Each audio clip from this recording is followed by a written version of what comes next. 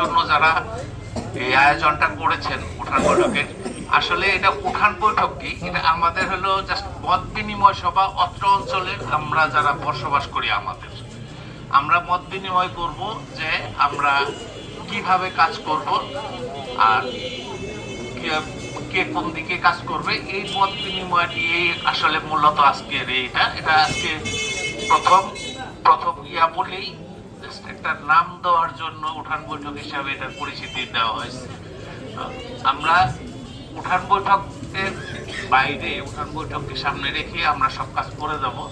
আরো ইনশাল্লাহ আপনাদের সাথে দেখা হবে, বিভিন্ন সময়ে বিভিন্ন সাইট নিয়ে কথা হবে, করণীয় নিয়ে কথা হবে এবং আপনাদের সাথে সবকিছু শেয়ার করে আমাদের সবাই আগে বাড়বো আমরা।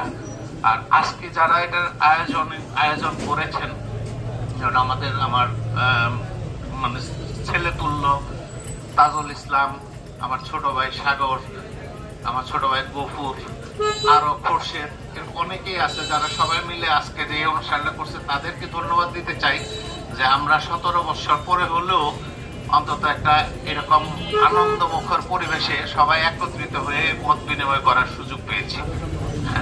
সামনে এরকম আরো যেন হয়, আপনারা সবাই সহযোগিতা করবেন, আমি আপনাদের সাথে আছি ইনশাআল্লাহ।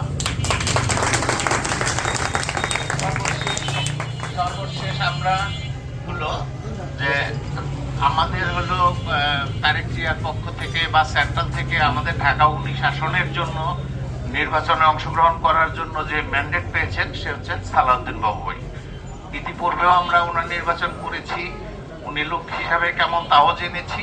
ওনারই নির্বাচন আগামী ফেব্রুয়ারিতে হতে যাচ্ছে ইনশাআল্লাহ, এবং সেই নির্বাচনে আমরা তাকে মানে বিজয়ী বেশে আমরা নিজেরা তার সাথে হলো আবার এলাকায় ফিরতে চাই, তার জন্য ভোট চাই, তার জন্য দোয়া চাই এবং তার জন্য